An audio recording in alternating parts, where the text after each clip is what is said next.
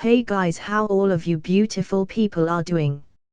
And yes, this is the next part of Season 2 of Multiverse of Marvel.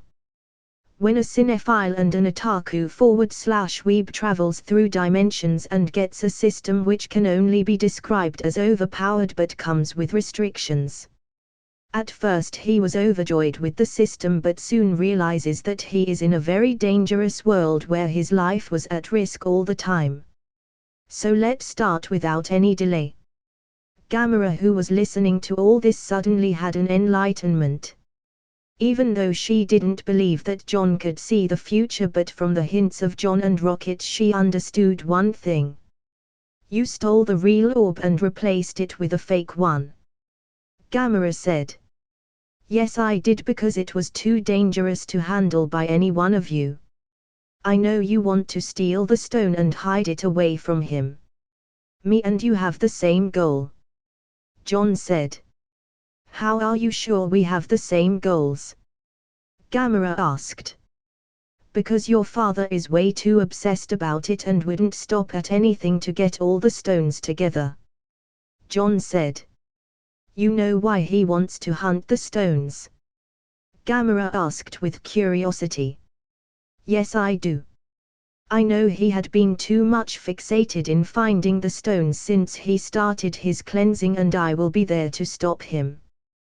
Don't worry about your father. John said.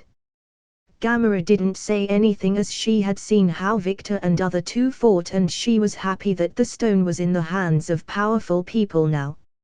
She finally saw hope to stopping her father once and for all. So Peter, want to make the call or want to debate with me on the orb? John asked.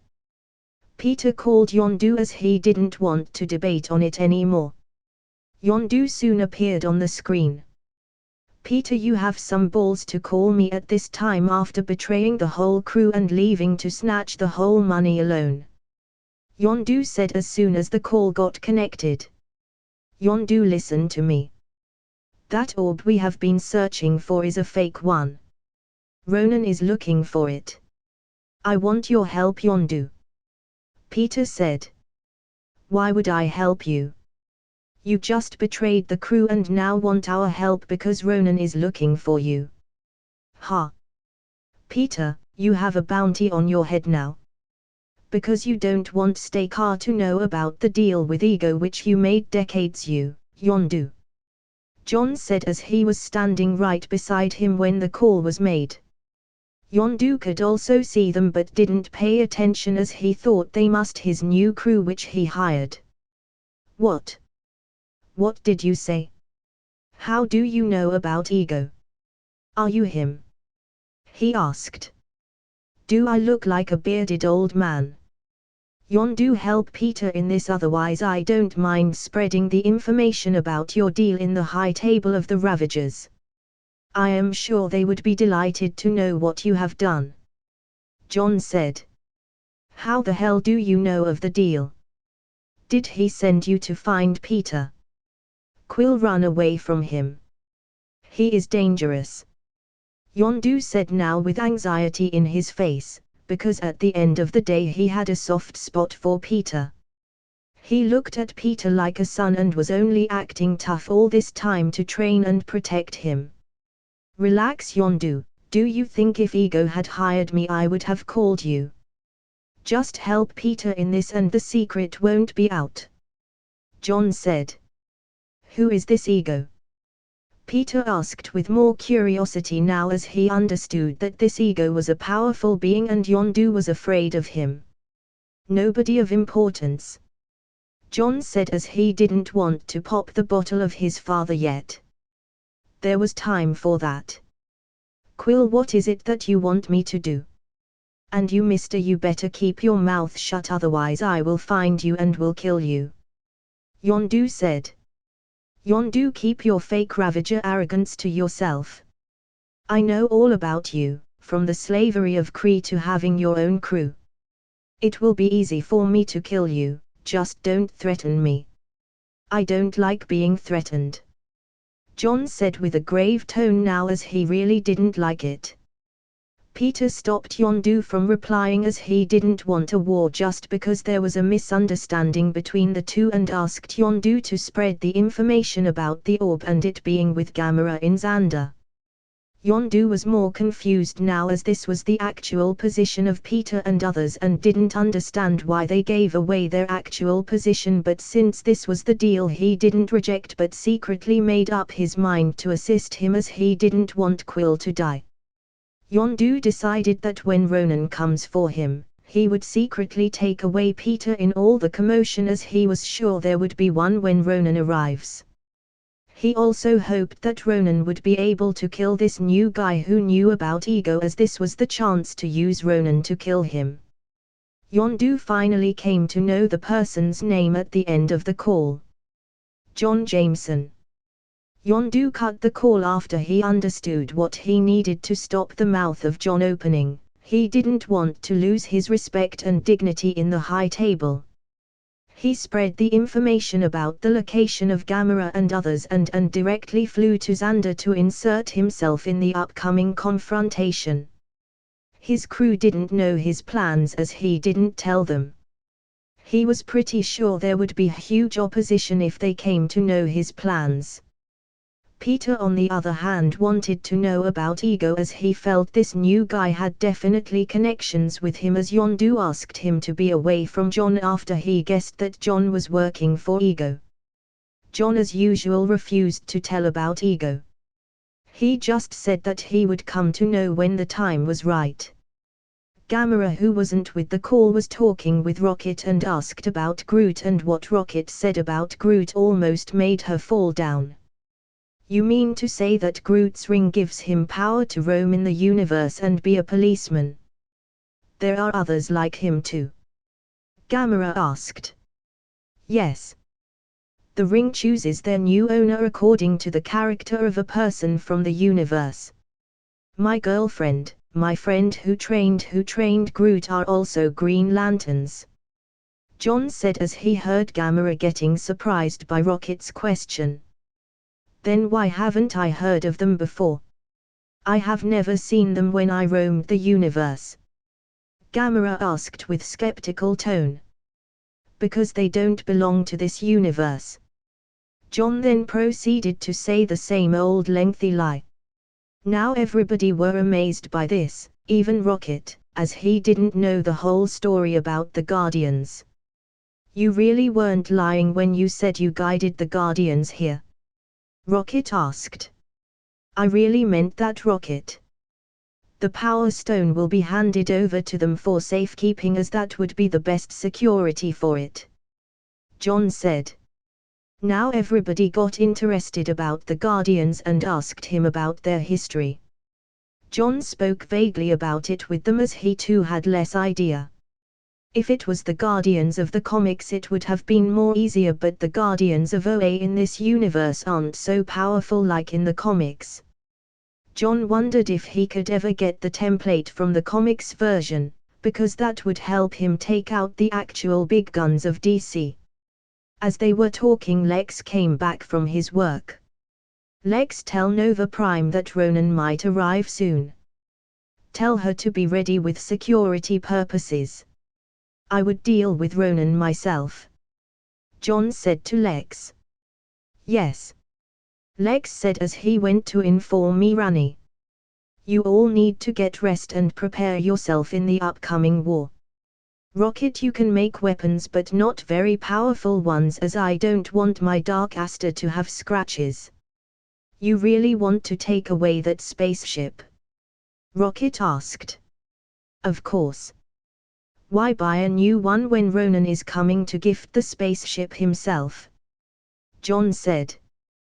They all went to rest and freshen themselves as they were running around all these few days. Now they could rest in peace. Even though Quill still doubted John as Yondu warned him, but he knew that John needed them until Ronan arrives. So he went to have proper rest. Nova Prime later called John about the incoming assault.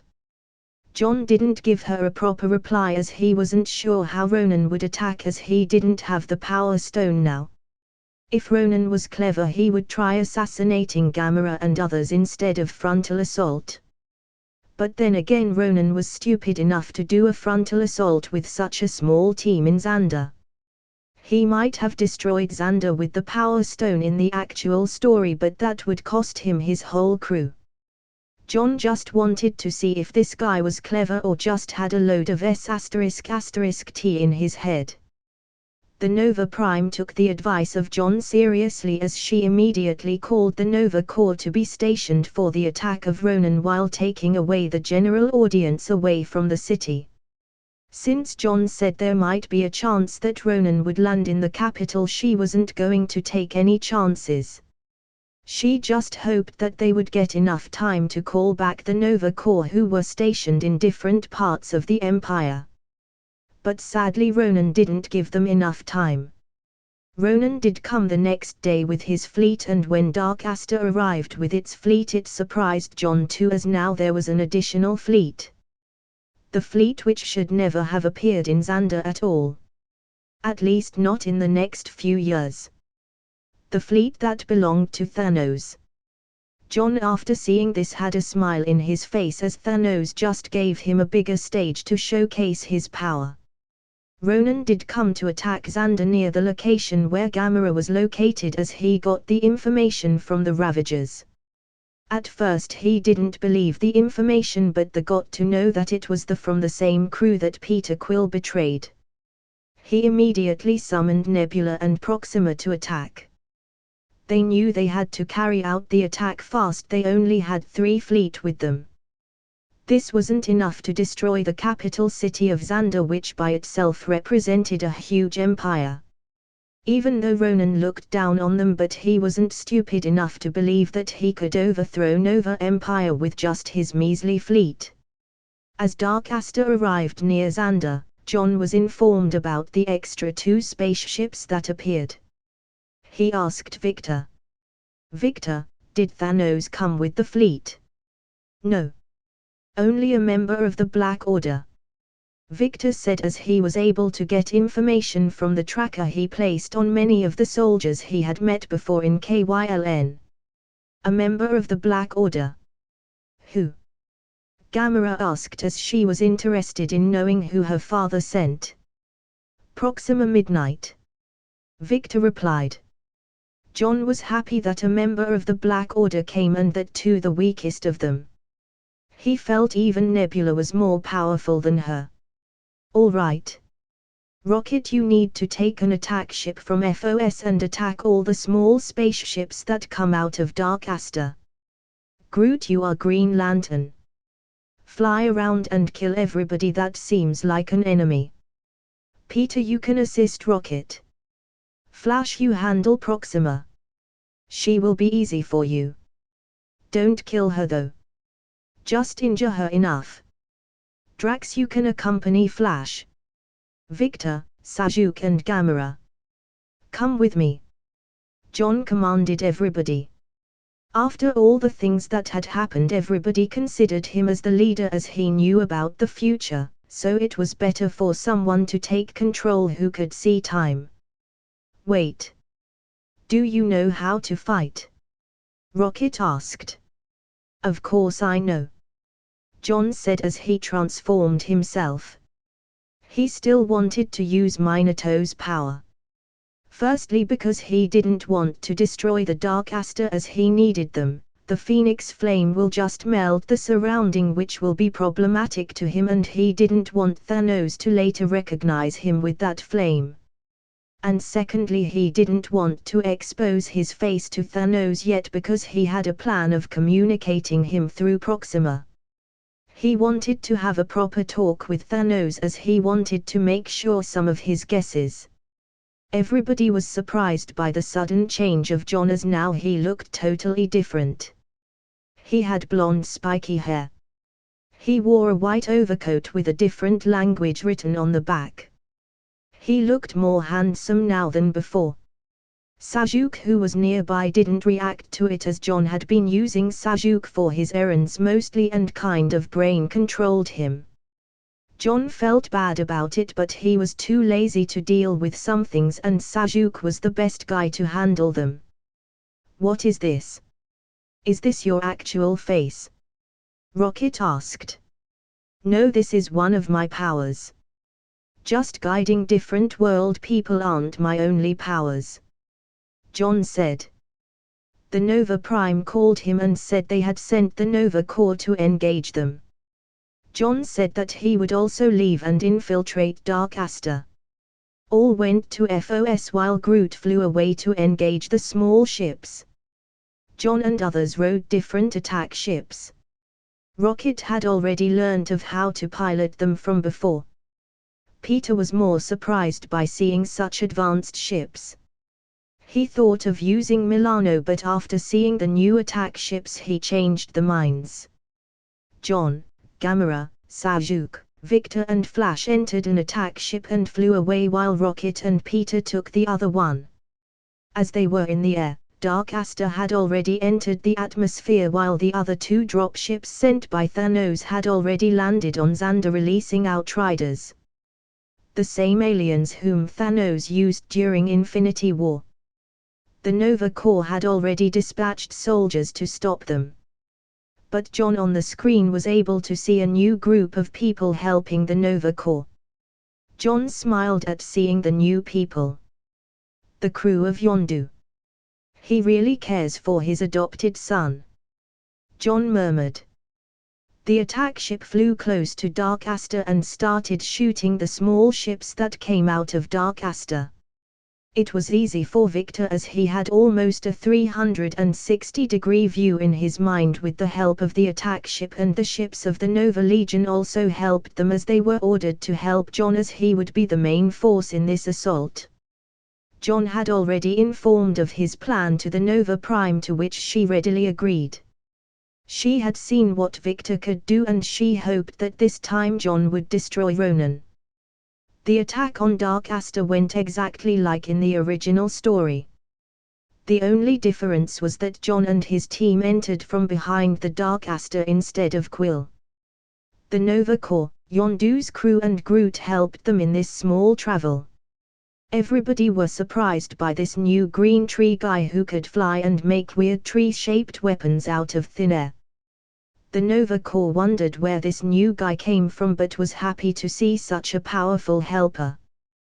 This fight and attack was shown all over Xander. John had specifically asked the Nova Prime to do so. She didn't understand the whole point of it, but it was done as this would also showcase the power of the Nova Corps and their brave soldiers. Thus the general audience of Xander saw Groot flying in the air and helping the Coppers. And like all normal people, they got amazed as they had never seen a guy just flying without any extra suit and even conjure weapons out of thin air. While this was all being showcased, John's attack ship started shooting in behind, and soon after few laser shots the hull got damaged and opened up. John took out his kunai and threw it inside. The next moment he vanished from the place. Except for Sajuk, everybody was taken aback. "Let's go inside," Sajuk said in deep voice. This was one of the few times when Sosk actually spoke, and from his tone it felt as if he knew John would do this. The attack ship went inside the damaged hull and landed. They were greeted by unconscious Sakarans, the hired soldiers of Ronan. "Hey man, you are faster than me," Flash said after landing. "No. You are still the fastest. This was just space manipulation. Enough of me. Follow the plan. Flash and Drax go look for Proxima and bring her to the main deck. Sajuk and Victor run wild and kill everyone. Gamera, come with me," John said. Everybody went into work mode. Flash just vanished from his place while Drax had to run. It was a funny scene of Drax calling for Flash. John and Gamera started running too, while Victor and Sajuk went into opposite directions. John asked the direction of the main deck from Gamera and started running towards that direction. After half a minute of running, they came across the first obstacle. Nebula. Sister, I am Dissip. Before Nebula could finish her sentence, John appeared behind her and directly hit her with a huge force. He even used chakra on his hand to have more power to it. Just this attack alone made Nebula thrown away to the side wall. The power was so huge that it dented the metal wall. Gamera was taken aback by the speed that it happened. She didn't even see how John vanished appeared behind her, and the power of his attack scared her. What? I can't wait an eternity for her talking now. Can I? John said, seeing Gamera being rooted at the spot. How powerful are you? First it was the future watching and now this. Gamera asked. Enough to be a nightmare for your father. John said with a sweet but chilling smile. They then proceeded to the deck and were stopped by the soldiers. Gamera this time joined the fight with John. With her sword she started killing. Gamera, being an enhanced being herself, easily killed the soldiers. John used ninjutsu to kill soldiers easily, and he was much faster than Gamera. She was still in awe of how John fought. John used the flying range in kunai to appear wherever his kunais gets stuck. John's attack looked an art out of fantasy. After dealing with more than dozens of Sakarans, they finally came to the main door that separated the main deck from the rest of the ship. We need to open up the door. Gamera said. Yes we do. Gamera stepped few meters back. John said. Ha. Okay. She stepped back as she thought John might use some weird power, but what she saw really surprised her. She saw John's hands suddenly catching a blue fire. John then lifted his arm, which now looked like a huge blue flamed wing, and hit the door. The door was immediately blasted open. This was his mystical zoan fruit. What the F***K was that? Gamera asked, but John didn't reply to that as he entered the main. He could use his fruit even in transformation, and that new information made him happy. He also felt sad at the same time as he had to destroy his own future spaceship. Gamera too followed behind John as she knew this was where Ronan was. When she started this assault with John, she was skeptical. She thought it would have been better with Victor and Barry, but now understood that John was more monstrous than them. She was pretty sure that Ronan wouldn't be able to survive now. Ronan, who was standing in the main bridge, had an anxious look in his face. He didn't expect such huge opposition in his simple attack and grab strategy to get the orb. It felt as if Xander was waiting for his arrival. The Nova Corps and the small crew of Ravagers created a huge problem, and now there was a new tree guy who attacked while flying. This new green guy created more problems for flying ships. As he was thinking of how to proceed, there was a huge blast in the door. Even though he knew that some people have sneaked into the spaceship, he didn't care, but the explosion in the door woke him up. He suddenly remembered Victor's face and clenched his fist. He wanted to have a proper match against him again. But what came out of the broken door made Ronan rejoice. He saw a weird tall man with blonde hair and Gamera. Seeing Gamera, he had a smile, as the whole point of attack on Xander was because of searching for Gamera. Now she herself came up to him. Gamera. I have been searching for you all this time. Now if you want to live, give me the orb. Ronan said. Oh. How about you give me your life? John replied instead. Who are you, peasant? Ronan asked with a look of disgust. A peasant who is going to kill you. John said as he threw his kunai. Ronan, who saw the thrown kunai, caught it with his hands. Ronan himself was an able warrior, and he actually was able to use the power of the Power's Stone, as he had the blood of the Celestials. You want to kill me with this small weapon? How naive. Ronan said with John kunais in his hand. Really now? Ronan was taken aback as he heard that from near him. It was John who used the flying Rajan style to teleport as Ronan held the kunai. Before Ronan could take a swing at him with his hammer, John directly took out another kunai and stabbed him under the shoulder where there was no armor protection. John could have directly used the kunai and stabbed him on the face, directly killing him, but he wanted Ronan to suffer a bit. Ronan roared in pain as the kunai stabbed deep inside the skin. He swung his hammer at John, but before the hammer struck John he vanished and appeared on the other side and directly used his kunai to make a cut on his leg.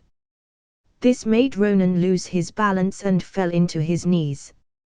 John then stepped back. How does it feel to bow down to a peasant, Ronan? John asked. Who are you? What did you do to me? Ronan asked. Just a guy who is going to bring down the gods. John said as he vanished again from the spot and directly stabbed Ronan in his back. The pilots of Dark Aster on the deck finally didn't hold themselves and came out of the seat to help Ronan.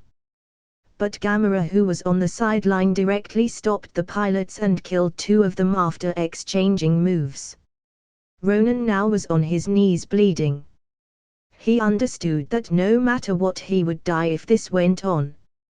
John's speed scared him and he couldn't run away, so he had to put up a desperate fight, but he couldn't figure how to stop the speed of John. As he was contemplating that, Victor and others returned. Flash 2 came with the unconscious Proxima Midnight in his shoulder. Now Ronan knew he was done for. The appearance of Victor proved that he would die here. I told you, Ronan, not to come after the Nova Empire, and the next time I see you will be your death. Victor said. John didn't give Ronan to speak even for a second and directly inserted his kunai on his neck. It wasn't good to play with food for a long time, as he didn't know if Ronan had any emergency switch to blow up the Dark Aster. That would be a huge loss for him. Thus, Ronan, the accuser, died on the hand of someone whose name he didn't even know. It was a tragic end for such a famous entity. Where is Nebula? Did you see her? John asked them. Victor directly went to the pilot seat to control Dark Aster as he needed to stop the assault. They had already killed all the soldiers inside. After a second, Victor said. She escaped from the damaged hull. Well, I could have stopped her. Almost forgot about her. John said. Contact the Nova Prime. Tell her Ronan is dead and we have taken over the Dark Aster. Tell her she could take the body of Ronan away and allow the spaceship to land in a dock, as this ship requires repair. Victor contacted the Nova Prime and was informed that Ronan was dead. This delighted her and she believed Victor, as she had seen the videos of KYLN before. She also allowed the Dark Aster to land outside the main city while she went to deliver the news to the Council and the public. Outside Groot, the Nova Corps and the Ravagers were victorious, thanks to a new Green Lantern that had arrived. Hal Jordan. Since he was in charge and all the new lanterns were just new recruits, he had kept an eye on most of them.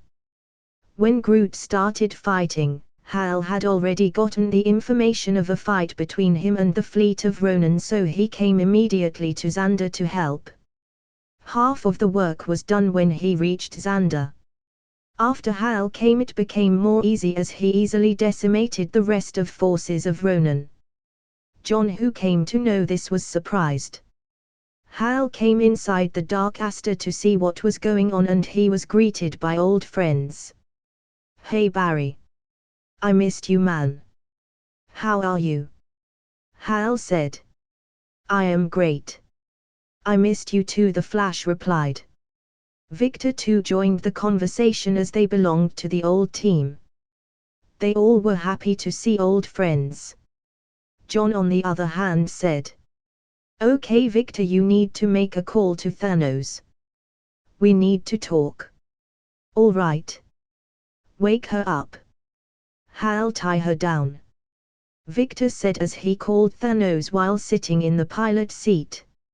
After a minute the call got connected and finally John got to see the first great villain of MCU. The legendary Thanos. The villain which had a purpose and sheer will to do what he thought was right. Even though his ambition was little twisted, but he felt whatever he did was for the betterment of everybody. Thanos' face was projected on the huge wall and both got to see each other. Except for Peter, Rocket and Groot, everybody were present in the room when the call was made, so everybody got to see him. John had shared vague memories of Thanos with them, so they had a general idea of who he was. Thanos, son of Alas and Sway-san, brother of Eros. We finally meet, John said. Thanos, who had not spoken a bit since the call got connected, squinted his eyes when John spoke of his family tree. He really didn't expect someone to know of this. He saw Gamera standing beside the man who spoke and Proxima being held by Hal with his ring. Are you all right, my daughter?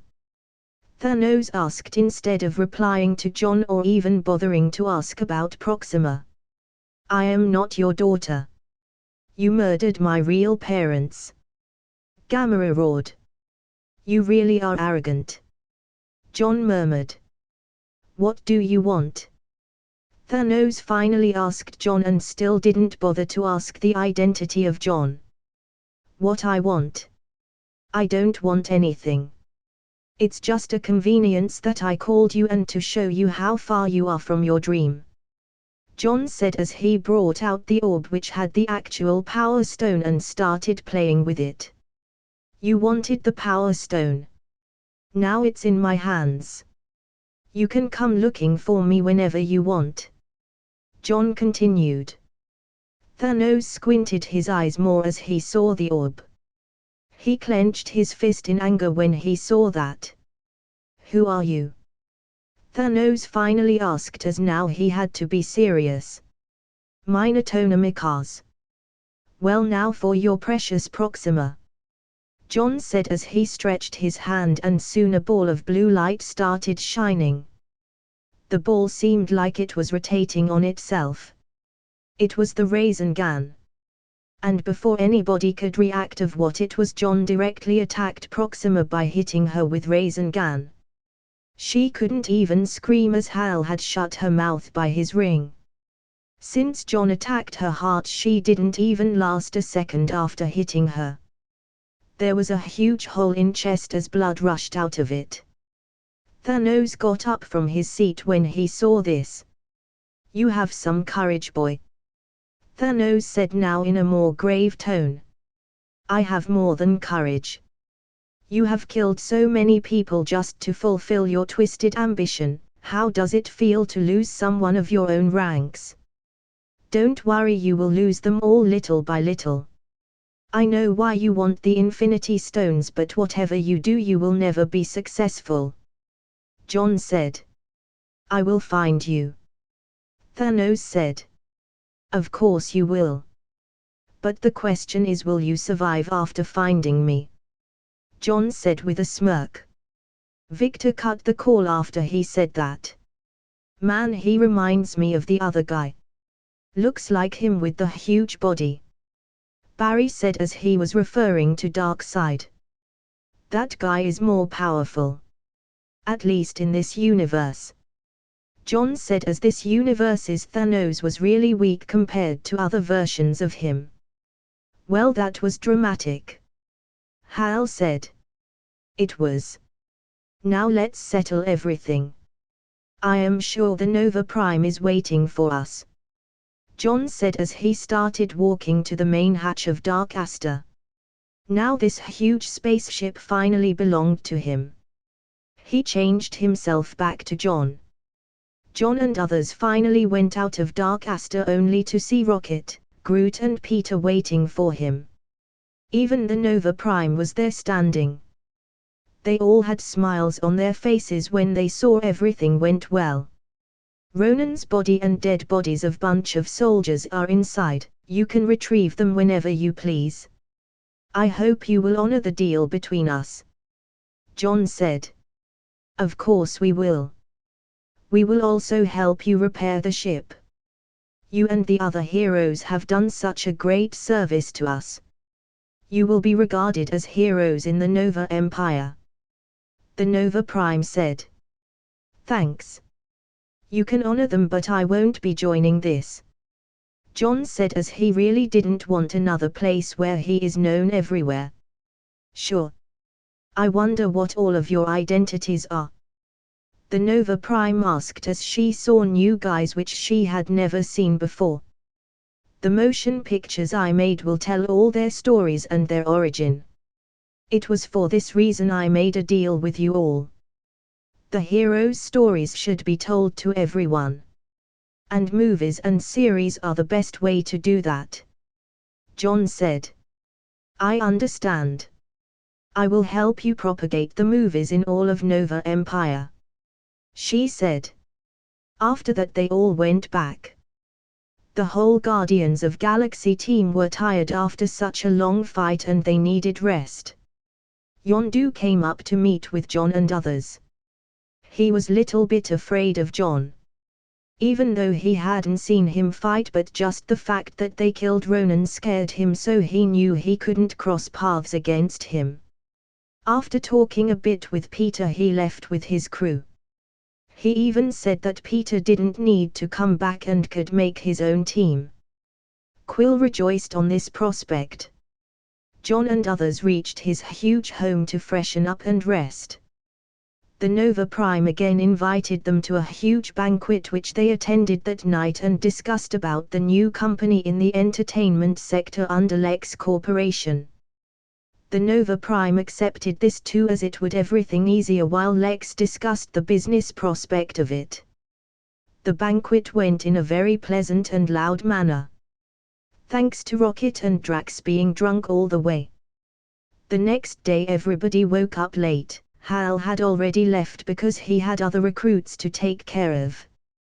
John would check up on Emma every once in a while after he got his hands on interstellar communicator after coming to Xander, and thus knew she was fine. John missed her, but he also knew she was living her dreams, and she assured her that she would be back by the end of the year.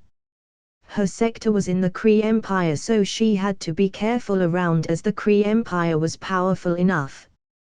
As John was thinking about all this, he suddenly got a call from an unknown person. He got intrigued by this as the connection to his communicator was very private. This is John Jameson. Hello Mr. Jameson. This Yonrog of Kree Empire. I hope you have been well, said the other person who appeared in the video. Oh. Yonrog. What is the house call for? To persecute me for killing Ronan. John said. No. Mr. Jameson. Ronan had breached the agreement between us and the Nova Empire. We don't really care about what happens to Ronan. Yonrog replied. Then what is the call for? John asked. We would like you to return the Dark Aster to us. This belongs to us. Ronan had been illegally using the spaceship and refused to give it back. We had been hunting him for this for the same reason. Hope you can comply to this request. Yonrog said. Is that all? Then you can tell your superior that it wouldn't be possible, as it's mine the moment I killed Ronan. I don't think Hala would be petty enough to hold a grudge against me for it. John replied. But mister, this actually belongs to Kree. Yonrog said. Doesn't matter. I am not giving up Dark Aster. John said with a more dominating tone. Are you sure you want to go to war for just a spaceship? Yonrog now asked in a more loud tone and an assertive tone. War? Is the Supreme Intelligence stupid enough to go to war against me? You couldn't even handle the betrayal of a single rogue agent who defected on the other side. Do you think you can handle me when you couldn't even handle her? John said now. Come out, Supreme Intelligence. I know you are listening to the conversation. John continued. Seems like you know a lot about us. Another voice said as there appeared an old woman's image on the screen. The image of the woman was apparent that it wasn't real because that woman actually didn't exist in reality. The woman was the embodiment of supreme intelligence. She was a very advanced AI who was the supreme ruler of the Kree Empire. Her knowledge was an accumulation of Kree's previous scientists, philosophers, thinkers and other such notable personas that had died in Kree history. She basically was like Ultron but with lesser violence. John knew about her from the comics and from the movie of Captain Marvel. Oh yes, I know a lot from your experiments of Inhumans to the betrayal of Carol. So would you still threaten me? John asked. The Supreme Intelligence didn't show any emotion. As being a Supreme AI, you can always tend to show almost no emotions. You just made an enemy out of Thanos by killing one member of the Black Order. Are you sure you can handle the enmity of the Kree too? I just made an ally with Nova, and do you really think that Thanos scares me? Or do you think your Kree has any juice left after the war against the Skrull? You should care about your own species and their survival. The pure blood of yours should have stopped evolution for years now. I presume that's the reason behind your experiments of Inhumans. Care about your race's survival, not mine. John said. What? How do you know this? Who are you? The Supreme Intelligence asked in a more anxious tone, if showing anxiety was all possible for an AI. Didn't you know my name? It's John Jameson. And you don't need to know this. You be in your path and let me be in mine. John said. The Supreme Intelligence was silent for a few seconds before saying, I hope we won't be enemies, Mr. Jameson. The Kree Empire won't look for you in the matter of Dark Aster. Wish you good luck for the future. And thus ended the call. Wow, she cut the call directly. That was rude. I guess the Kree Empire still has a hidden communicator in Dark Aster. It doesn't matter. We'll ask Victor to flush it out. The work here is done. Lex can handle the situation here. It's time to go back home. Tony has almost finished the research. We'll pick up Bucky on the way home. Thus with that the day ended. The next day John asked Victor to flush any extra spy communicator from the system of the Dark Aster. The repairing personnel said that it would take only 2 days to repair the whole of the ship, as there was only a damage on the hull and nothing else happened to the interior of the spaceship. John thought it was enough time to wrap things up in Xander.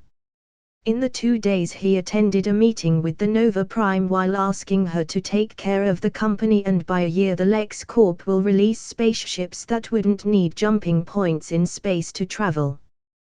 The Nova Prime was ecstatic about it, as the Nova Empire would be the first exclusive customer of it and thus giving them an edge over other empires in terms of military power, as Lex Corp wouldn't sell such spaceships outside the Empire as of yet.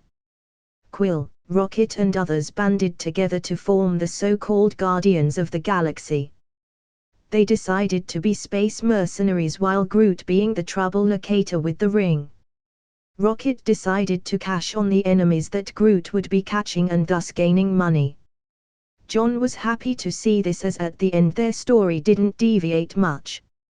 Quill's father is what gave John a headache. He didn't know how he would handle Ego. Whatever. I will deal with that as it comes. On departure day, everybody came to see him off. Even the Nova Prime and the council members. They still had a fear for John and thus wanted to leave a good impression of them. See you soon, Lex. Release the movies in the order that I tell you. This is the perfect time to release the Green Lantern movie, as many people have seen the Green Lantern in the last fight. John said. I understand. Within a month I will release the movie after proper preparation. John, Victor and Flash went to Dark Aster, which has been remodeled now for luxury travel instead of just being a huge drop ship. John already had a different plan for Dark Aster from the moment he got his hands on it. He wanted to see if he could implement his ideas onto it. The Dark Aster took off along with FOS as he directed it to follow the Dark Aster. The first comic elements has just entered the story. As more the story progresses, the more the comic elements will be prominent. Victor, take us to a barren planet where nobody is there and bring out the cube. I need to transform Dark Aster. John said. Sure. Victor said. Barry was excited as they all knew that a new living being would be created now, and this would be the first time him seeing it. They soon found a barren planet. FOS too followed, as it too wanted to see a new huge companion like itself. They all wore their Kryptonian suits and went out after the Dark Aster landed. John took the cube too. After coming out, John directly used the cube on Dark Aster. After a spark covered the entire ship, the Dark Aster ship started transforming. Soon the whole ship turned into a huge humanoid giant of about 20 meters tall. It looked black with blue eyes and had almost the same body structure as a human being. Hello guys. I am Dark Aster. It's nice to meet you all. It said with a loud tone. Everybody greeted him. Barry was excited about the huge transformer and ran up to the shoulders of Dark Aster to talk with him. Well, we don't have to name you. Now for the other part. John said as he summoned the system. He had another plan with Dark Aster. Ding. Fan value required to extract mother box, 200 million. Extract 2 mother boxes. Ding. Command accepted. In front of John now there were 2 mother boxes floating. Victor, who was talking with Dark Aster, was taken aback.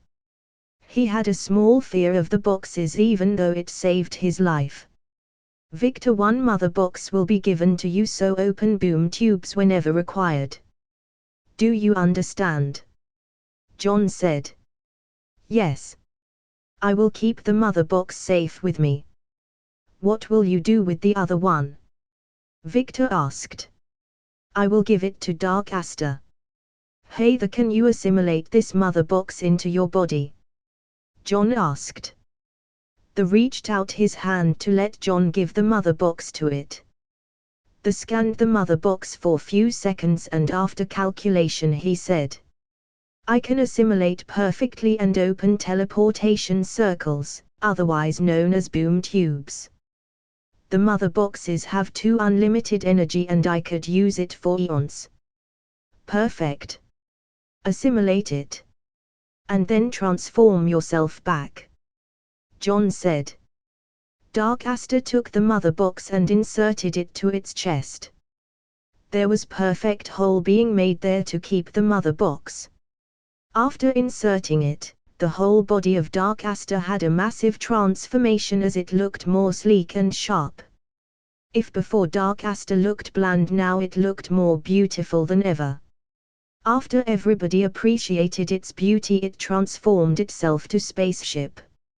Everybody boarded the ship then. And looked around the inside. The whole ship looked more beautiful now from inside too. Where do you want to go? Dark Aster asked. Take us to OA. Open the boom tube for FOS2. John said. Okay, the said it opened a huge teleportation circle near Saturn. The and FOS went inside the portal only to see they are on the other side of Saturn. Both the spaceships flew towards OA and he had already informed. After a few minutes the spaceship landed at OA. John had come to take away Bucky as he was sure he would have been cured after a long time now. Barry and Victor both joined John in meeting Bucky as he was supposed to be a member of the team. They both were looking forward in meeting him. Soon John found out Bucky and was surprised to see him training few people. From the opponents John could see they were wearing rings. Bucky was training hand and close combat to the new lanterns. "Hey! Having fun teaching them?" John asked. "Hey! When did you come back?" Bucky asked, but now he had a smile in his face. John was happy to see Bucky smiling as it meant he had recovered from the control. "Are these the new friends you went to bring back?" "Hello. I am Bucky Barnes. I am sorry I don't know your names." "Victor Stone. Barry Allen. Nice meeting you all.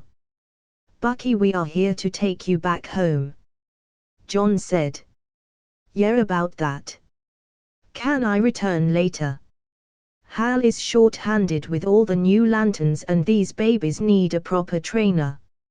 I like being here away from all the noise at Earth," Bucky said with hesitation. "Huh? Do you want to continue living here?" John asked. "The Guardians helped me heal and now I want to return the favor. You all don't need me on Earth anyway. I could be of great help here," Bucky said. "Are you sure about that? Did you talk with Steve?" John asked. "Yes. I am sure. I have talked with Steve, he was happy about my decision." "All right, fine. If you ever want to come back, give me a call," John said. John didn't convince him more as he understood Bucky wanted to stay in OA and help the only way he knows: teaching how to fight. After talking for a few minutes John went back to the. It was time to head to Mars where Tony and Steve were waiting for him. Dark Aster opened the boom tube again now and the next moment they were near Mars. Both the spaceships then proceeded to land in Mars. From outside Mars looked completely different now. Mars now looked blue, which signified that now Mars had oceans. John was happy to see as it meant that it has terraformed perfectly. The spaceships landed near the floating world engine where Tony and Steve were waiting.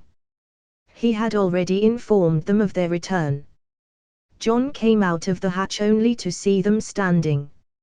"From whom did you steal this huge spaceship?" Tony asked without even greeting him.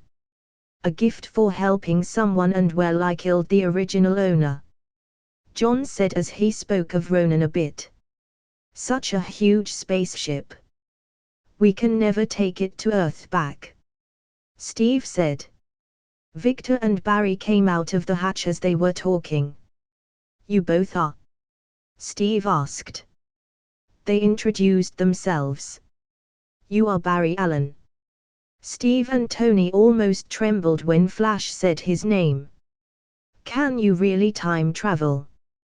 Tony asked at the end as he had heard of Barry from John before. "Yes, I can. But there are consequences. I think you know what I mean," Barry said with concern. "Of course I know. I am just asking." "Well, a time traveler. That's new," Tony lamented. "How is the progress in research?" John asked instead. "Gained a lot. Better and more efficient suits for me, and now I could make a better spaceship once I return Earth. Will be faster and bigger. Umbrella is going to take another huge leap. I have already asked Pepper to make arrangements," Tony said. "Good.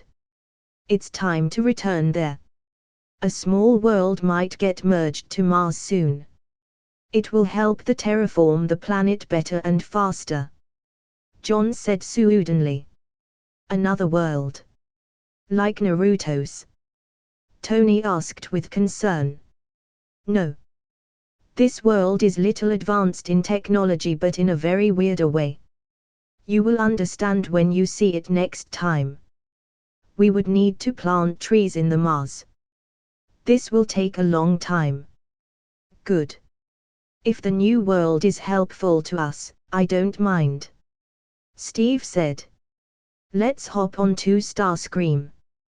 We need to return. John said.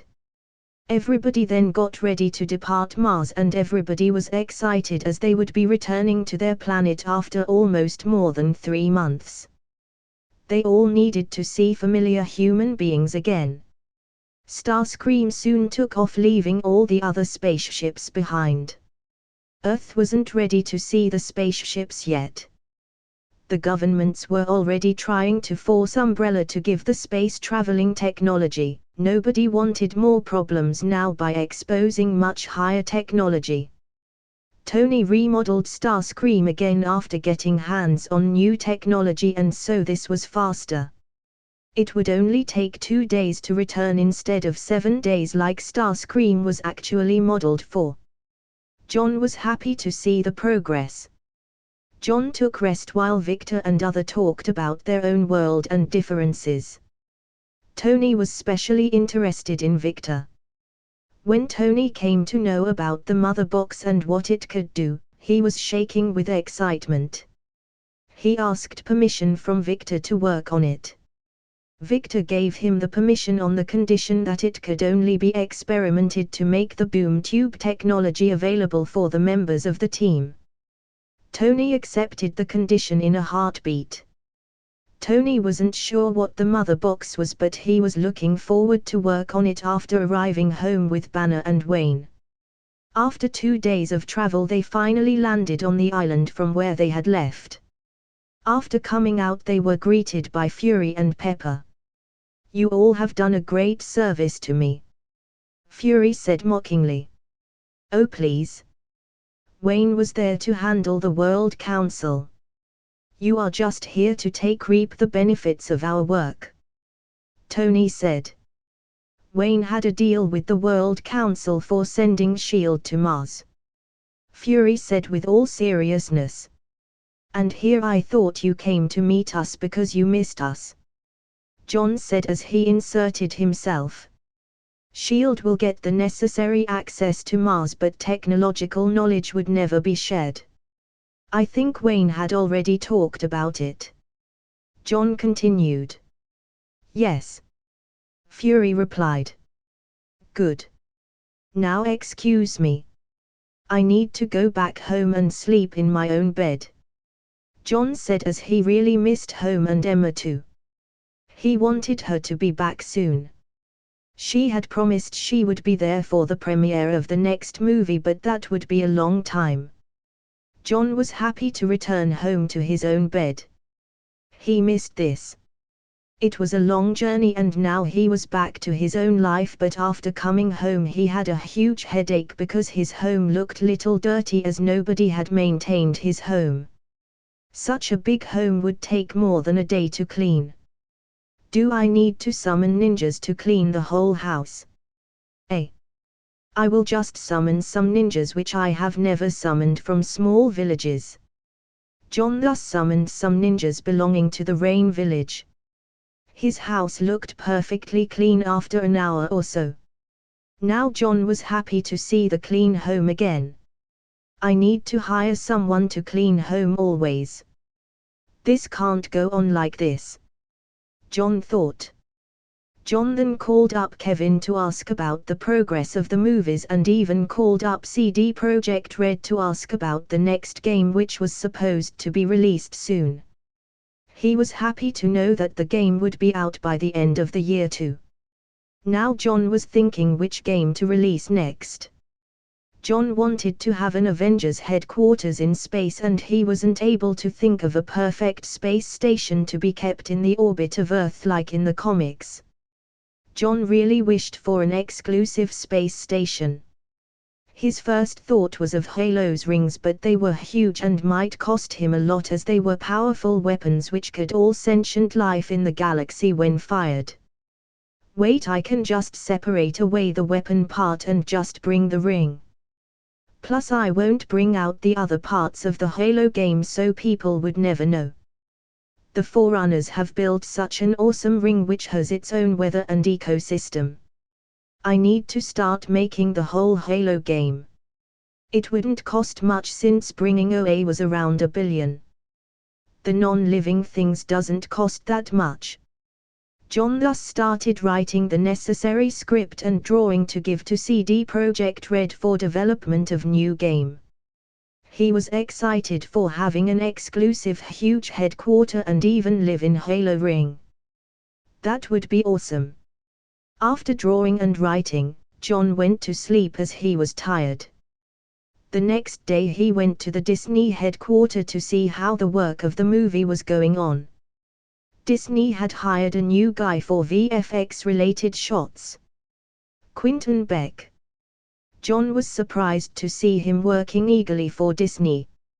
He wondered if he would go on to become Mysterio now, especially after joining Disney, as here he was paid and given enough recognition as opposed to having rivalry against Tony in future.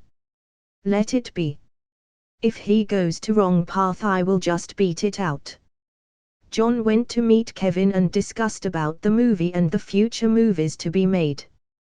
He had a slight headache when it came to DC because he would be soon in unknown territory and basically would have to stop producing movies related to DC soon and focus more on anime and games. John then checked the memories of many people like Geralt, Aang and some of the ninjas working in S.H.I.E.L.D. There wasn't much change except for Geralt's memories. He saw Nobu had called all the members of the Hand and they all will soon come together to get the power of longer life from the dead body of the dragon underground in Hell's Kitchen. Geralt is powerful enough to handle all the 5. Matt is there to help. I hope other members of the Defenders don't come to ruin the plot. I will just keep an eye on it. I wonder if Elektra would get involved in all this. John spent the next few days talking with the game company and talking about the ideas behind the game and its working. They were excited about getting a new game from John as the previous 2 games were an absolute hit. They all were looking forward to produce another legendary game. Soon months went by and it was November. In mid-November Emma finally came back and John was more than happy to see her back. John was relieved to see no scars or injuries. Emma too was happy to see John again. They had been away for quite a long time. Both of them spoke about their adventures. Emma spoke about the racism of the Kree on non-pure bloods and how she had to save many impure-blooded Kree. She was happy to save the people and thus earning goodwill in many places. John spoke about killing Ronan. So it was you. No wonder many Kree rejoiced after you killed him. He was the most racist guy according to them. Emma said. Kree is going to fall if this goes on. I don't understand what the Supreme Intelligence is even thinking of allowing such atrocities to continue. It is an AI. It was supposed to be smarter than that. Meanwhile, in the last few months, the Umbrella Corporation just exploded in public domain. After the huge success in the initial release of cars, they got orders from every country. Tony even said that the cars would be more efficient after coming back from Mars in an interview. By the end of October, Umbrella released new models of airplanes which was more efficient. The plane companies scrambled to buy the models as it would lower the cost of the prices by a lot and thus giving companies edge over their competitors. By now Umbrella was already on its way to a huge corporation that would dominate on every walk of life and many people could already see the spark that would be a huge fire in the future. Tony even said that Umbrella by next year would start building spaceships to send people to Mars and even populate it as they used the world engine to transform Mars to Earth. The governments put pressure to Umbrella and Tony to hand over the world engine. But as usual, Tony said he can't fly the world engine and it would always be there in Mars.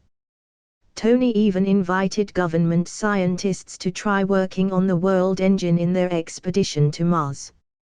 Even though they didn't believe Tony not able to pilot it, they still wanted to try and even booked for their next expedition to Mars. John just smiled at it as before coming back they transformed all the spaceships and the remaining world engine. Thus nobody would be able to operate on it even if they tried. Tony was also working on the mother box with Victor on others as he was trying to improve his armor. Wayne too wanted to work on it as he was never been able to work on it before. Now he got the chance. Banner too was very much interested in it as he felt the mother box would unravel many things on the biological side as Victor himself survived due to the mother box. John was happy to see all of this as he could finally see Iron Man and Batman's suit already being more powerful in the future. He was looking forward to their new suits. Soon the month of December came and it was time for the next movie of John to be released. Like always, everybody came for the movie premiere. Nobody would want to miss the movie of John even though some of them knew the story from before. Even Victor joined from back door. He didn't want to show his face to the public yet. John, Tony and everybody showed up like usual and gave a normal interview, and since this movie was of about 4 hours, everybody was excited to watch it. The only people who didn't come to watch the movie was Bucky and Hal as both were in OA. John even thought of propagating his movies on OA as that would be helpful in spreading his movies in the vast universe. Everybody took their seats and thus the movie started where the previous movie Batman vs Superman left off. The death of Superman. His death cry soon spread to all of the planet. This awoke a cubic-shaped boxes. One was under the watch of a cyborg which they saw a small glimpse in the previous movie. Another box was in Atlantis and another one in Amazon.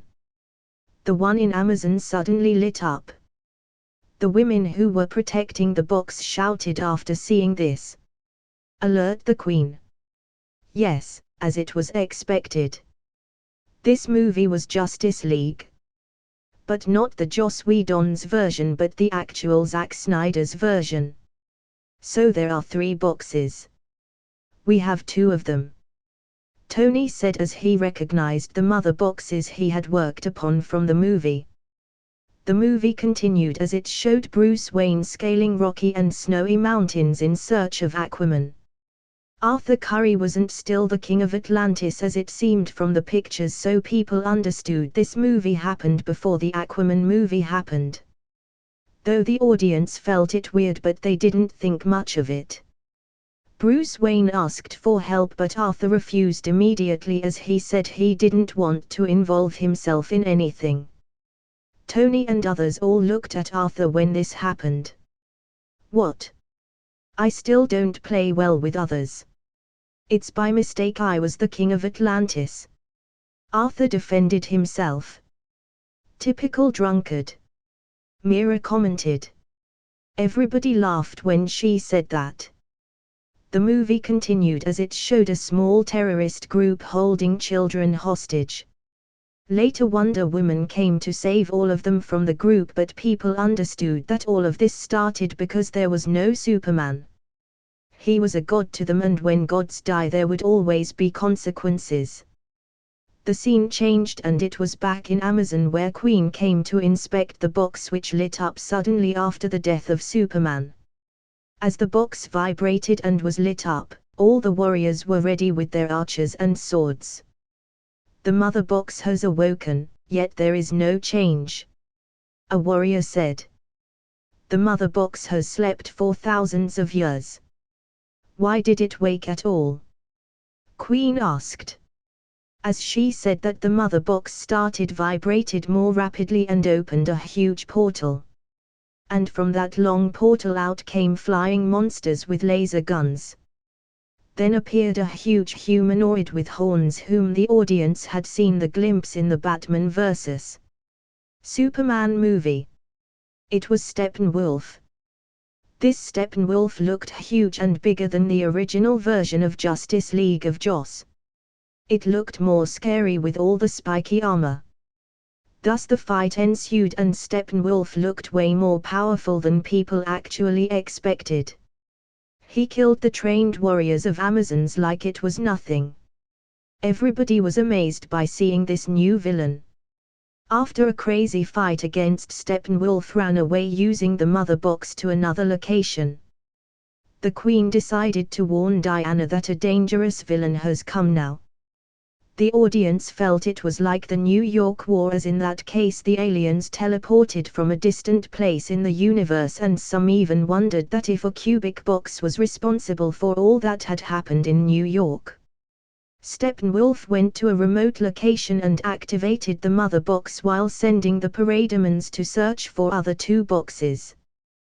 This world will join the others. He will be pleased. He will see my worth again. Everybody then understood that there is another person above Steppenwolf. Tony and others got curious about this new guy that was just mentioned but didn't ask. Bruce Wayne meanwhile was searching for Barry and wanted him to join the team. Barry too had come for the movie. Fury had already seen both Victor and Barry before coming for the movie. Even though Fix-It made them separate identities, Wayne made their identities more hidden so that the normal people wouldn't pry on them. There was an attack on the Kryptonian ship where the parademons came to find the mother box, but it was already taken. The Queen of Amazon finally sent a warning to Diana about the incoming attack. Diana went to the place where the warning was sent only to unravel the pictures of war. She understood what kind of war was coming. Steppenwolf called for an audience with someone named Desard and again mentioned a higher person. Steppenwolf asked for his forgiveness and wanted to return home, but was reminded him of the betrayal he had done. What kind of betrayal are they talking about? Diana asked. Everybody was surprised by this question because they thought all the people who came from that universe knew everything from before. I am not sure. Probably usurping the throne. I haven't seen their dreams, but I guess it's related to the disappearance of his father. John said, referring to Yuga Khan, father of Darkseid. In the comics, Yuga Khan was trapped in Source Wall for years. I have seen the records when I sat on the throne. He is more terrible. Bruce Wayne said as he mentioned him sitting on the throne of knowledge during the Apocalypse War. He was more powerful than Darkseid, and even Darkseid was afraid of his father. John didn't say anything about it as it wasn't the time or the place for it.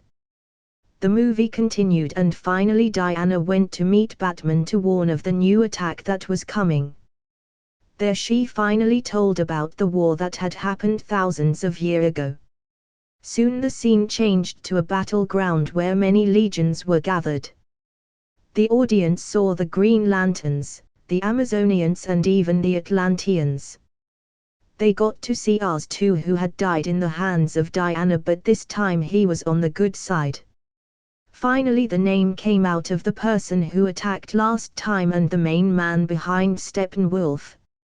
Darkseid. Darkseid finally showed his face. He looked huge. After landing on Earth he directly hit the ground, which lit up with a huge weird sign. This made the audience feel weird as the hit of Darkseid shouldn't have lit up like that. Diana finally spoke about the mother boxes and its power to change Earth when brought together. The legions of Earth and Green Lanterns fought in battle. They even got to see the old gods, Zeus and all, fighting in the battle. They finally were able to win against Darkseid, was able to send him away. After the battle the mother boxes were hidden away. One was given to men, one to the Atlanteans and another to Amazonians, which was already stolen. Bruce and Diana finally decided to bring in new people to stop Steppenwolf in bringing all the 3 boxes together. Bruce decided to go after Barry Allen while Diana decided to go for Victor Stone. Victor's life was finally shown of how he was a football player and had an accident. His mother died while his father, in order to save him, decided to use the mother box on him to save him, thus changing him into a cyborg. The audience felt bad as now Victor would never be able to show his face to public after the transformation. The movie showed about the power of Victor and his control over everything that is online. Bruce finally found Barry and asked him to join, which he agreed without hesitation after knowing he was Batman. Diana, on the other hand, was able to have a meeting with Victor, but he gave very vague answers of joining the team.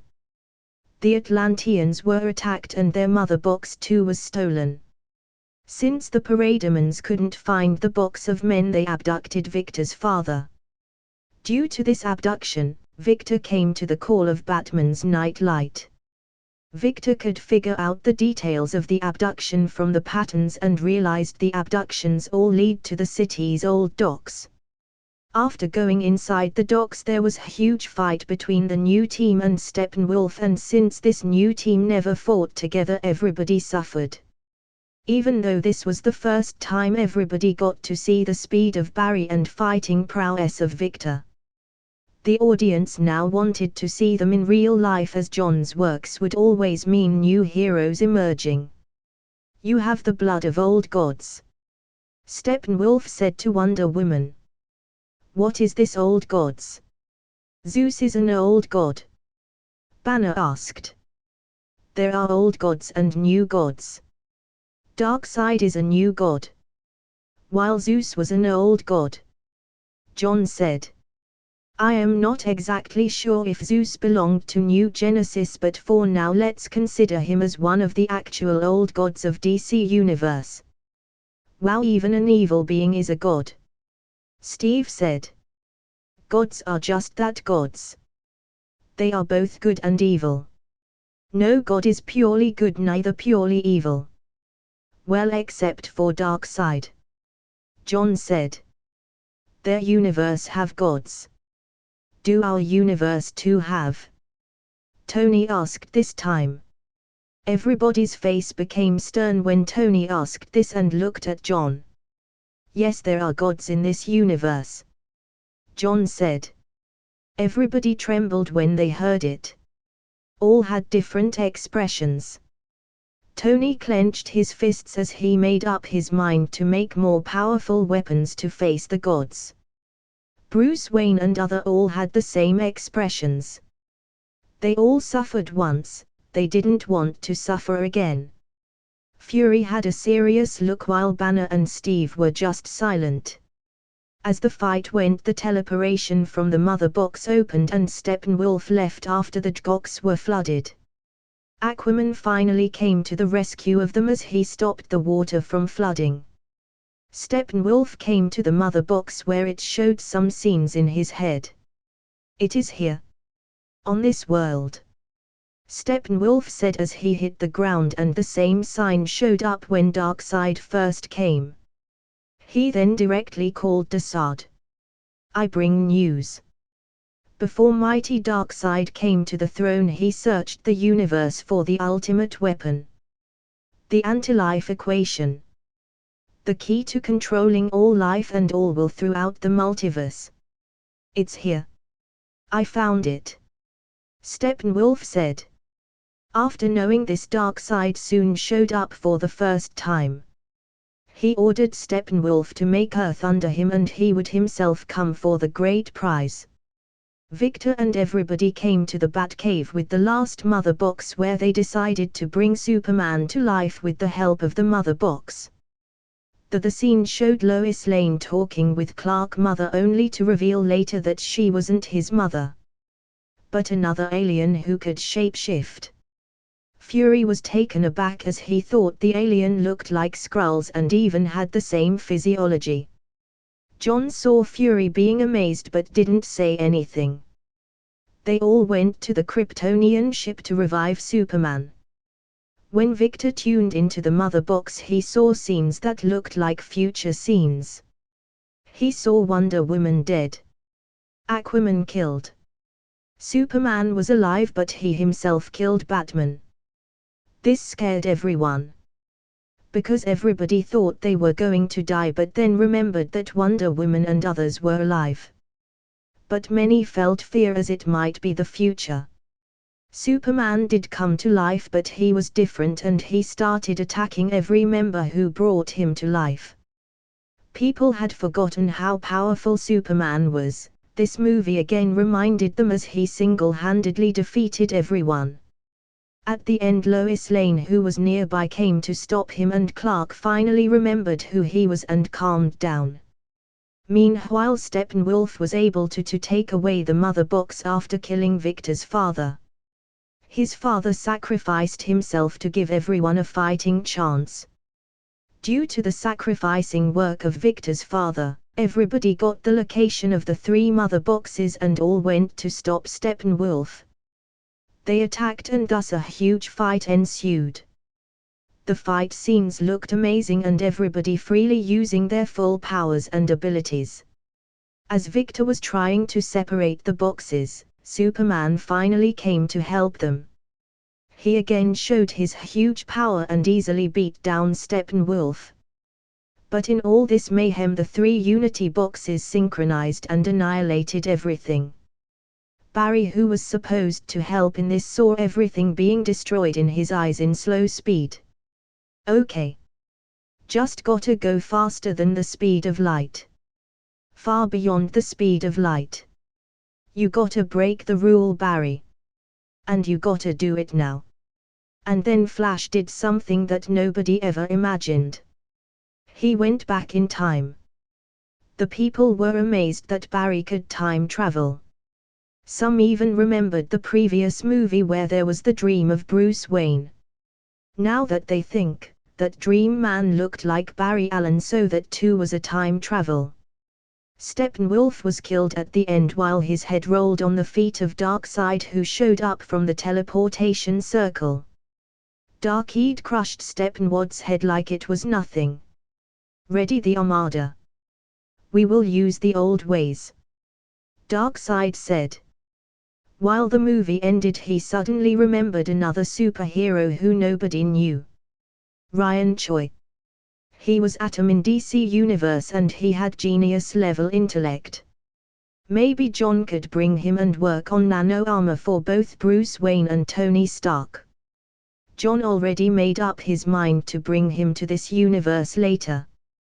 The movie thus ended and it was time for post-credits scene where it showed that Arthur was dead. And even showed Joker where he accused Batman of destroying alternate timelines as Batman didn't have the guts to sacrifice himself. Batman again woke up from this dream like he had in the previous movie.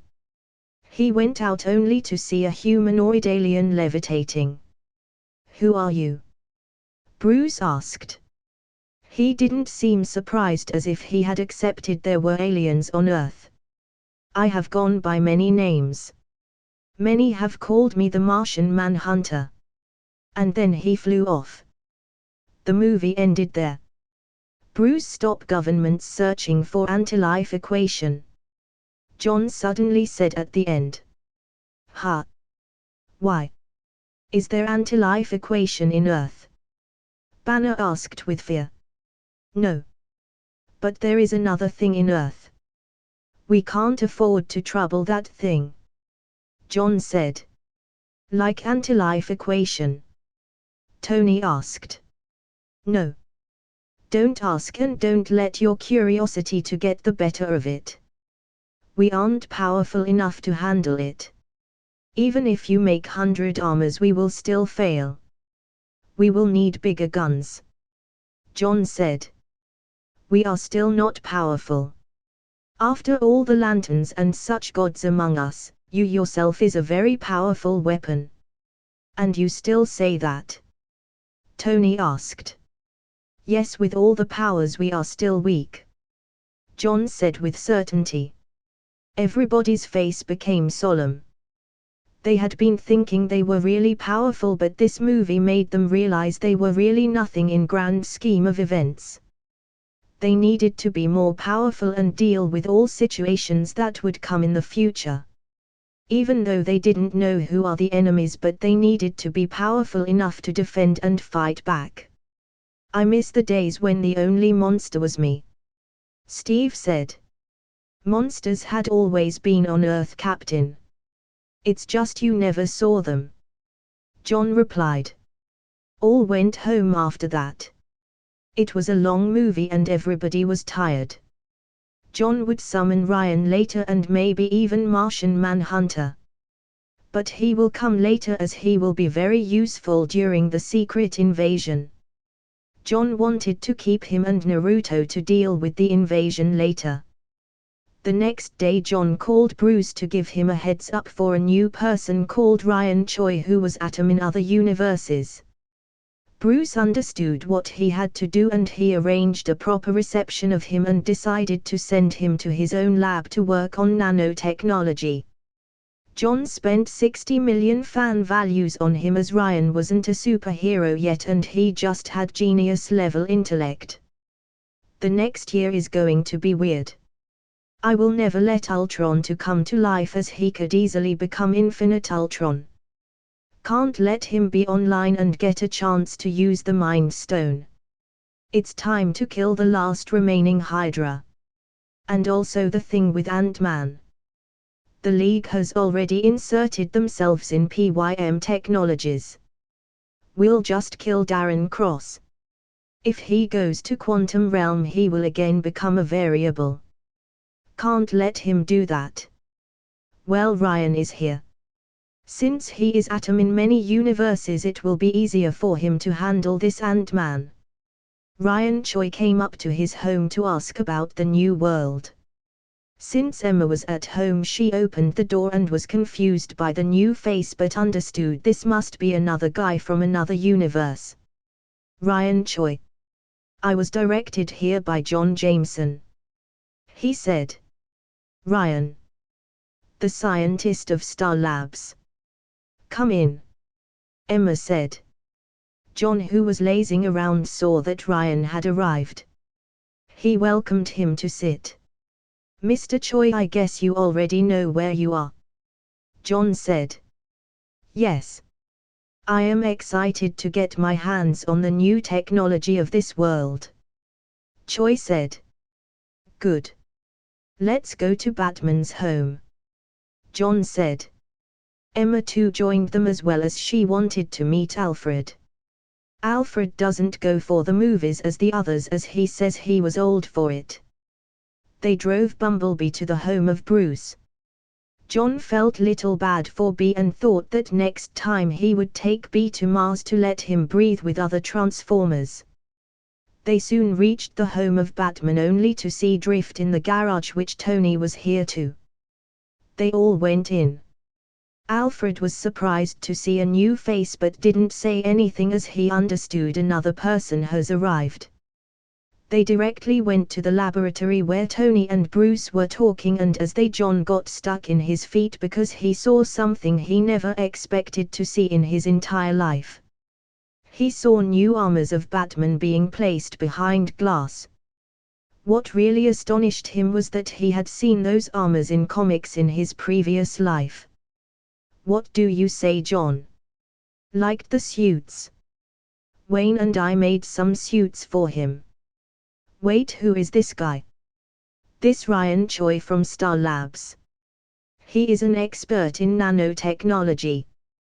He can help both of you to make nano armors. Is that so?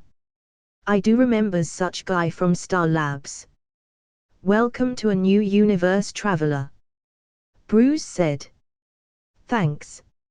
Never expected to see Batman in real life. It's an honor, Ryan said. Ryan was in awe of Batman as he was a huge fan of him in his previous life. Since all three were scientists, they soon started talking about science while John looked at the suits made by both of them together. And then the schematic of a new suit on the hologram projection surprised him even more. That suit too was a famous suit of Batman. He was inspecting the suits from up close and still felt amazed as Bruce still managed to make suits from the comics without any reference. "So you like them?" Tony asked, still being proud. "Guess the name of the armor?" Tony asked, pointing at a slim suit which had huge drapes in its back. The suit was black, which was shiny in surface and had a red bat sign. The suit looked more like a knight suit than a Batman suit with gauntlets and shoulder-covered guards. "It's called Justice Armor," John replied. "Huh? How do you know that name?" Tony asked. Even Bruce was taken aback when John said that name. John then pointed out another suit which looked more like stealth suit with gargoyle-type wings in its back. "That's a Batman Beyond suit. And that suit is called the Hazbat suit," John said, pointing on the last suit, which looked like a combination of a hazmat suit and Batman armor. Everybody was surprised by this sudden naming, including Emma. Alfred, who just came with tea, was also astonished. "How do you know all the names perfectly?" Bruce asked. "Because in other universes you have already made them. The suit which you both are working upon is called the Hellbat armor. That's probably the second most powerful suit of yours capable of fighting against the gods, but I don't think you can make the actual Hellbat armor like in the original. At least not with the current manpower." "You mean in other universes he had already made these? And here I thought we both created masterpieces," Tony lamented. "He didn't make the armors alone. The Hellbat armor was made by all the members of the Justice League to face Darkseid. You better not make the suit dependent upon the metabolism of Bruce. The Hellbat armor was powerful but was short-lived." "I understand," Bruce said. "You said the Hellbat suit was the second most powerful armor. What was the most powerful armor ever created by Master Wayne?" Alfred asked as he too got interested now.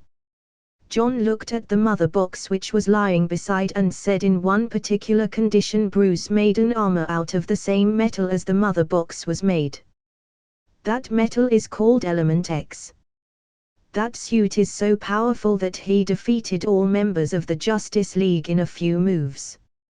"That's amazing. Bruce defeating such powerful people.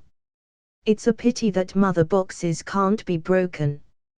At least not with the present technology. I can't even put a scratch on the mother box," Tony said.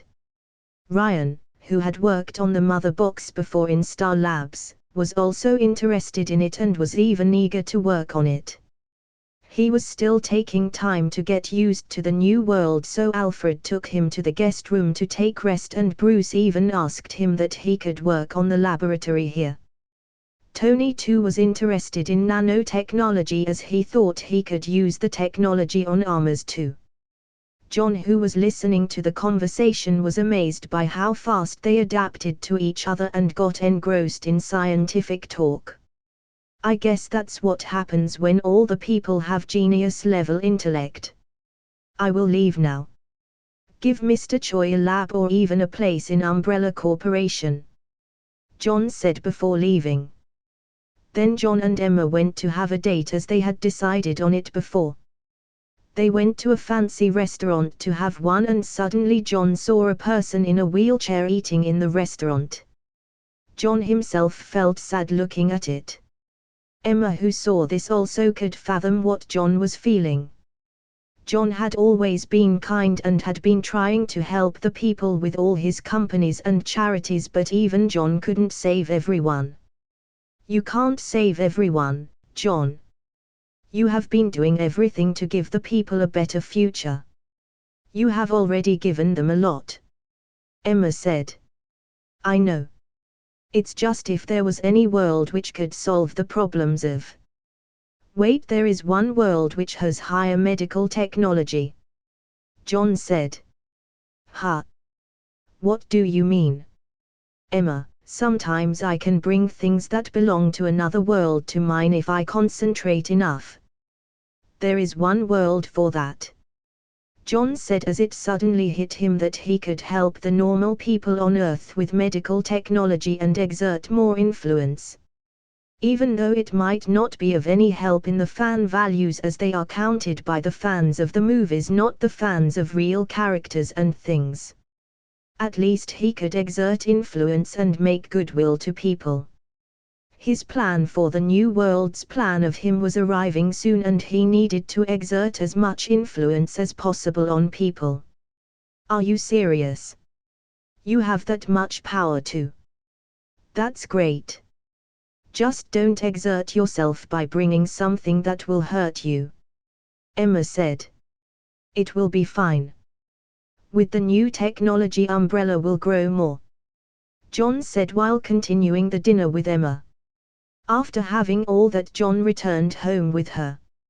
He was extremely happy about the sudden new idea that struck him today. The next day John directly went to Disney to talk about 2 new movies for the next year. One would be a DC movie while the other would be the movie which he wanted to bring the medical technology from. The Justice League movie was a massive hit as the people thought it was based on the attack on New York, and thus it was loved by a vast majority of the audience. Now Disney was a company which was in billions of dollars.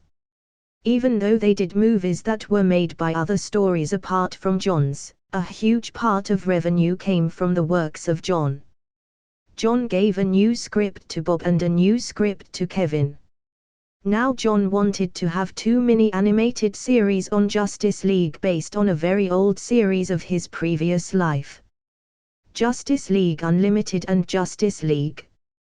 Those series were old, but they had so many superheroes that John could easily extract later whenever he wanted. This would be another massive boost for him in future. Ding. Total fan values, 9.5 billion.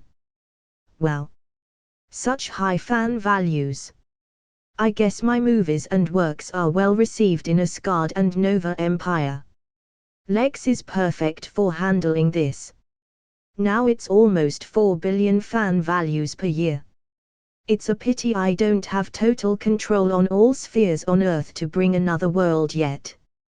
This year will be a massive one to exert my influence here. Soon it was January and it was time for Emma to leave. His father knew that John's girlfriend was a space policeman. He couldn't have been more proud. His father and Val came to see her off even when she flew away.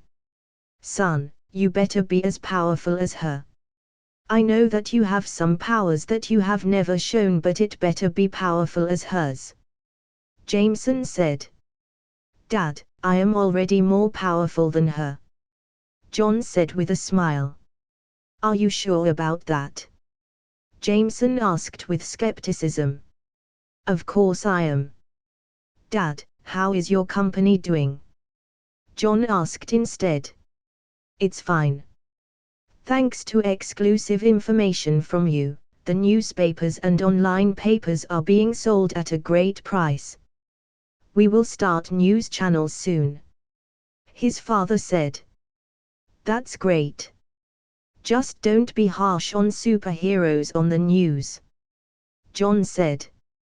My son is a superhero. Why will I be harsh on them? Jameson asked. Because you are not well received in other universes by your constant criticism on superheroes. Many superheroes don't like you. John said. What? My other versions in your so-called multiverse aren't good. I need to kick all of them out. Jameson roared. John was happy to see the change of his father. His father really wasn't well received by Spider-Man and even other heroes in comics, and it was even portrayed in the first movies of Spider-Man. John and his father talked a bit more. His father was very interested to know about his other versions, so John had to explain to his father about it. John even talked about his own version of other universes where he was an astronaut and even a superhero in one of the universes. After that his father left while John left for work in Disney as he needed to go through the works and even thought of going to Umbrella to see how the company was doing. John thus spent the entire day working. At night when John went to bed he suddenly remembered that all the members of Hand were going to come. John was interested in the corpse of the dragon. John could use it for research and give it to his magical summons later. Hell's Kitchen. Geralt had been keeping an eye on Nobu who could lead him to all the members of the Hand. Thanks to the League, Geralt had eyes inside the Hand as John had commanded Ras to help Geralt.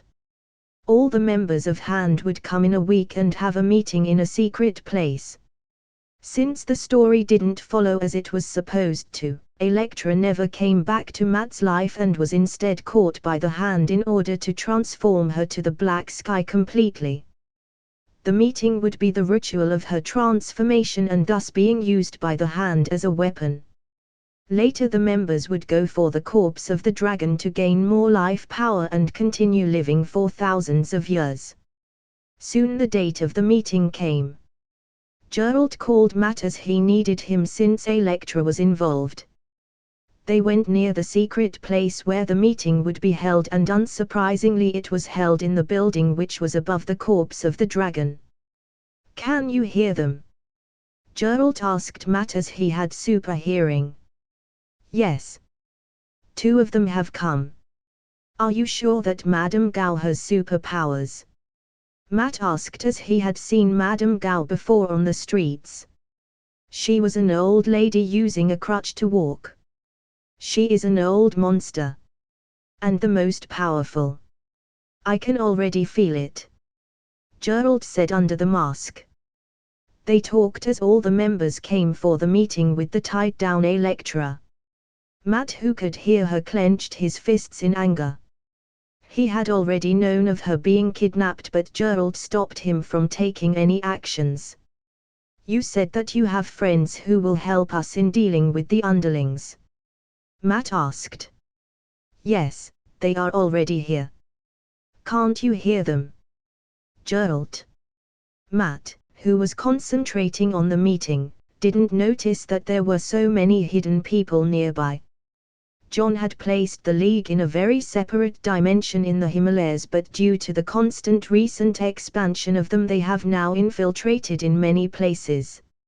Ras controlled everything and since John had asked them to spare innocents they had been the silent force of justice in the underground world. "Let's attack," Matt said as he couldn't wait anymore since everybody had arrived. "Yes. Let's go," Geralt said. Saying that all the League members and the 2 ran inside the building. Shield was already informed by Geralt that there would be a fight so they wouldn't be disturbed. The League members attacked the guards who were in the building.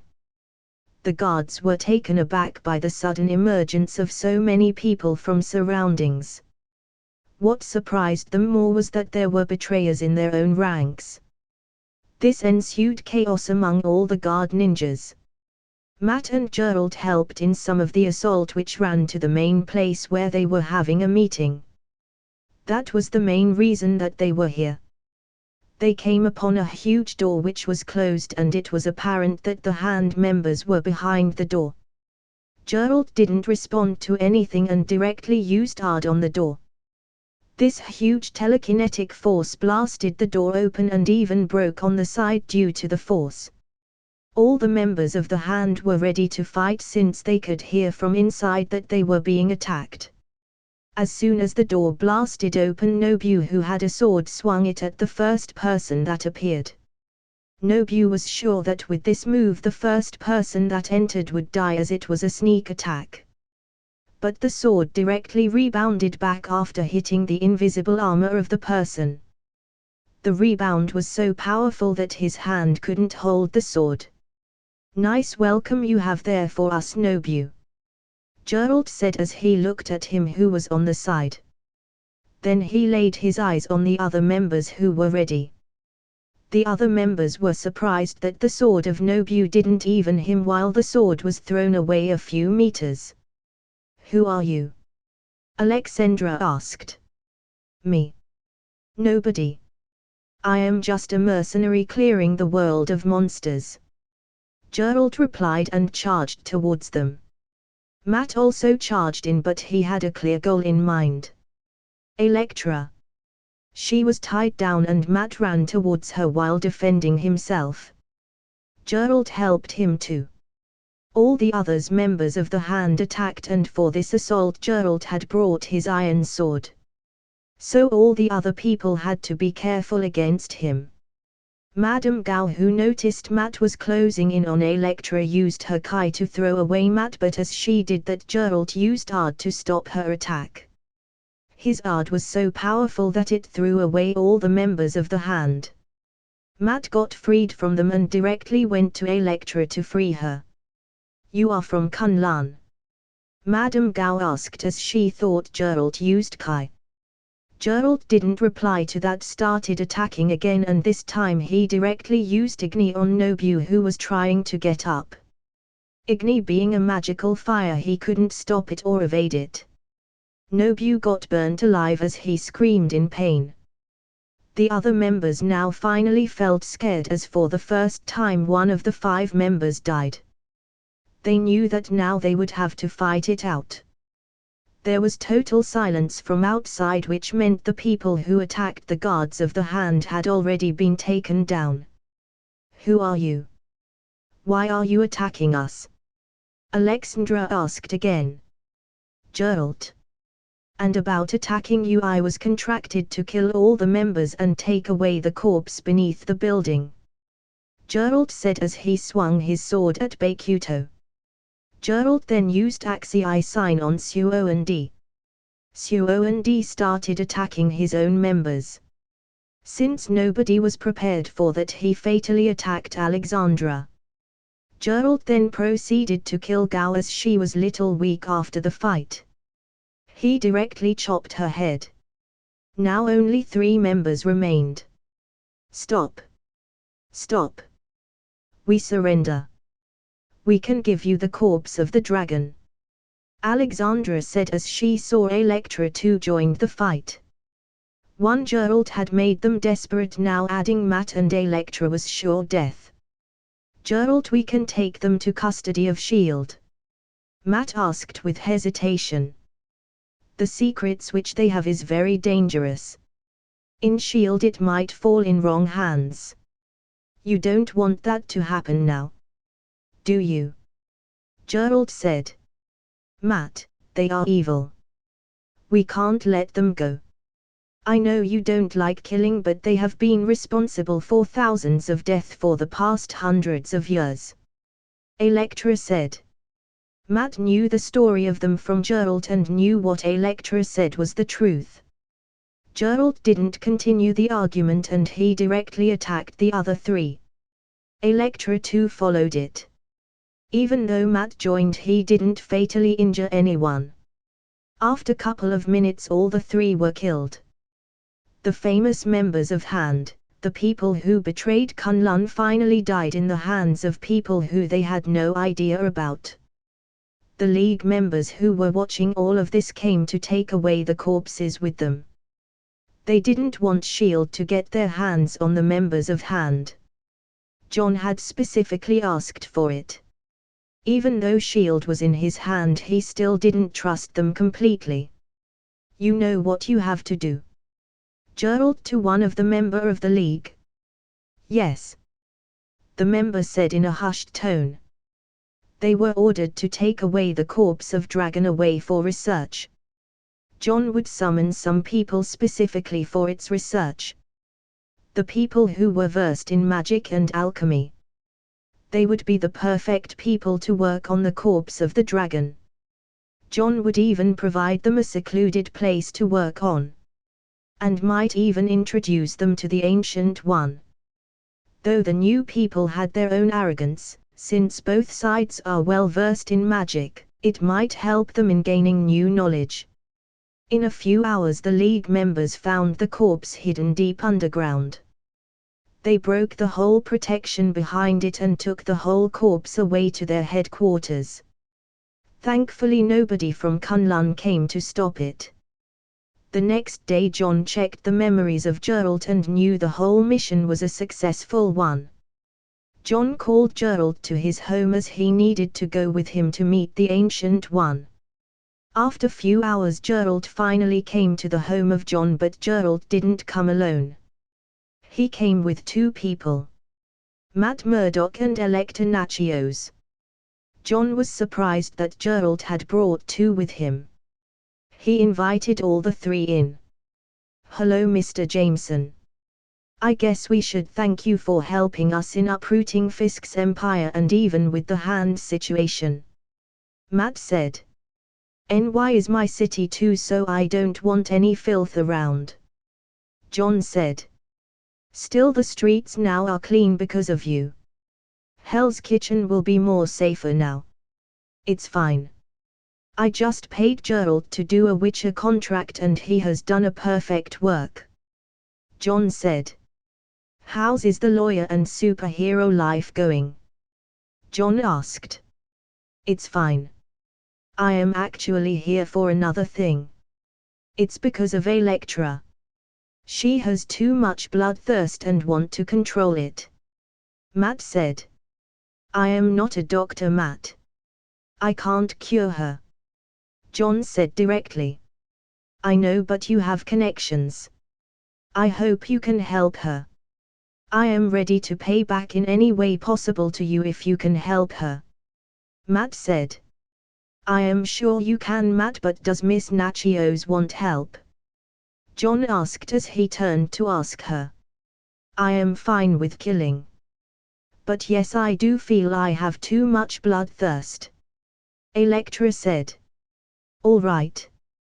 I am not sure if I could help you. But I can ask. This might be a painful journey," John said as he got ready. "Geralt, they will be coming soon. We should leave," John said. They all went to the garage and got inside. B. Take us to 177 Oblique Street."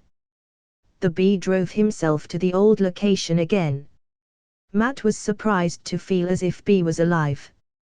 Then he remembered of the movie Transformers. After the thing with Geralt, Nelson spoke to him about all the movies and worlds that John had made and understood that B was a mechanical living being. John hasn't shown everything to the world. Are all his works real? Matt murmured.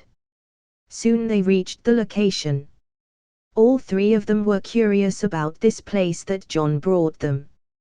John went to the door of the sanctum only to be opened by itself. As usual, Drum was there standing in his attire. "You are here again. Now with new people. Has the sanctum become your background?" Drum said with annoyance. "Come on, I am here for her. Why do you get so irritated whenever I come? Jealous that she likes me?" John asked mockingly. "Ha! A kid speaking of jealousy. Go. Get away from my sight," Drum said. John left from the side. Electra looked at him weirdly as Drum had a weird attire. But it was Matt who was the most surprised. He noticed that all the surroundings had so many blind spots, and even Drum. He couldn't feel the surroundings as he normally feels when going anywhere. He was amazed by this as he had never come across such situations. "What is this place?" Matt asked. "The place which allow our reality to be intact," John replied. Nobody understood what John meant by that. Soon they came to the door and went inside after opening it. All went through it, but what they saw next surprised everyone. They were in totally a new place surrounded by snowy mountains. Except for Geralt, the other two exclaimed as they didn't understand what just happened. They were just in New York and now they were in a total new place. Was that a portal? Geralt asked. Yes. Welcome to Kamatage. Let's go to meet the Ancient One. John said. Portal. Portals like in the game that John had made before. Matt asked as after Geralt had come, Nelson had explained everything to him about the world of Geralt. Yes. Not in the same way, but yes, those were portals. John said as they finally reached the hall. There were no students today practicing magic, so they didn't get to see magic being used. After opening the door, they saw a bald woman sitting brewing tea. John went and sat opposite to her and called the others to join him in this ceremony. Seems like you brought new people this time. The Ancient One said. Yes. I am sorry. Master Drum didn't like it, but I don't remember Kamatage stopping people entering it. John said. That's it, guys. Hope you like the video.